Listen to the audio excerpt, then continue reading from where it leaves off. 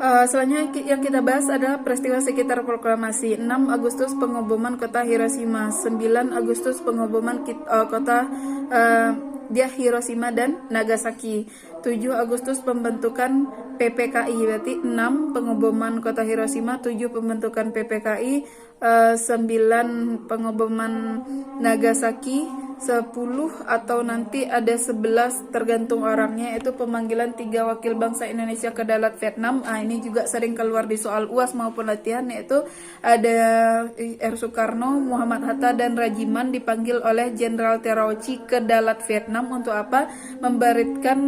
Memberitahukan kalau Indonesia akan diberikan kemerdekaan pada tanggal 24 Agustus. Nah, selanjutnya itu tanggal 14 Agustus di mana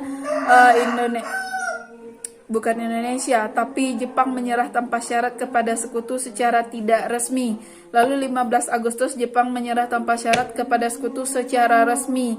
Nah, inilah yang didengar nanti oleh pemuda kita, yaitu Sultan Syahrir melalui siaran radio BBC, yang nanti menimbulkan peristiwa 16 Agustus 1945. Apa yang terjadi? Peristiwa Rengas Dengklok. Nah, sekarang kakak mau menanya, apa latar belakang terjadinya peristiwa Rengas Dengklok? Peristiwa Rengas Dengklok terjadi karena adanya perbedaan pendapat antara golongan tua dan golongan muda mengenai waktu pelaksanaan proklamasi kemerdekaan. Golongan tua bersikap sangat hati-hati karena takut seandainya Jepang menggunakan kekuatan bersenjatanya untuk menghabisi rakyat Indonesia. Golongan muda berpikir inilah kesempatan emas untuk kita merdeka. Kenapa? Karena sekutu sudah menyerah, berarti Indonesia tidak berada di bawah kekuasaan Jepang lagi. Inilah momen yang harus kita benar-benar manfaatkan untuk merdeka. Tapi kenapa? Masalahnya lagi, para pemuda tidak bisa untuk memerdekakan. Mereka masih membutuhkan tokoh golongan tua, karena kalau nanti mereka yang memerdekakan, itu bisa saja dianggap kemerdekaan yang sepele, yang tidak dianggap. Nah, jadi mereka butuh tokoh memang golongan tua, tokoh yang yang terkenal, tokoh yang berpengaruh untuk memerdekakan Indonesia. Makanya nanti timbul yang namanya peristiwa Rengas Dengklok. Tadi kan latar belakangnya perbedaan pendapat, tujuannya itu untuk menghindarkan Soekarno-Hatta dari pengaruh Jepang. Lalu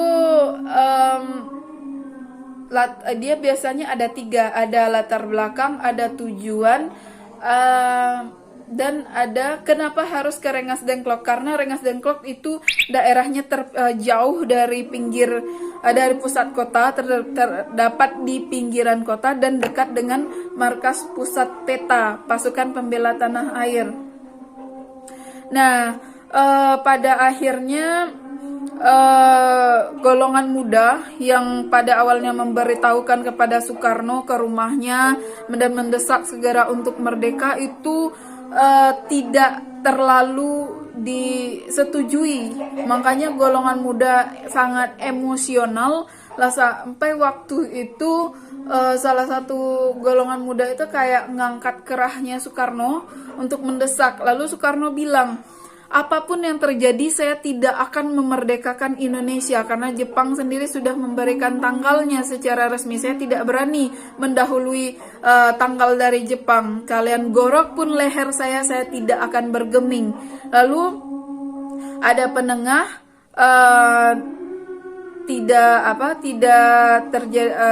dipisahkan yang memegang kerah dengan Soekarno dengan Soekarno. Lalu mereka pulang menenangkan. Lalu mereka cari cara lain oleh golongan pemuda ini. Mereka cari cara lain, yaitu dengan menculik. Maka diculiklah Soekarno dan Hatta dan dibawa ke Rengas Dengklok. Maka orang kehilangan tokoh Soekarno-Hatta. Waktu itu yang sadar adalah Ahmad Subarjo. Lalu Ahmad Subarjo bertanya kepada salah seorang pemuda, di mana Soekarno-Hatta? Awalnya diam saja, di Rengas Dengklok. Boleh antarkan saya ke sana?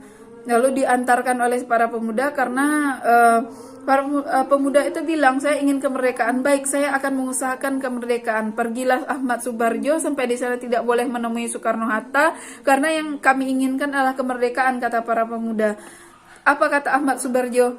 saya akan jamin kemerdekaan ini terjadi besok pada tanggal 17 Agustus paling lambat jam 10 pagi. Kalau tidak, gorok leher saya.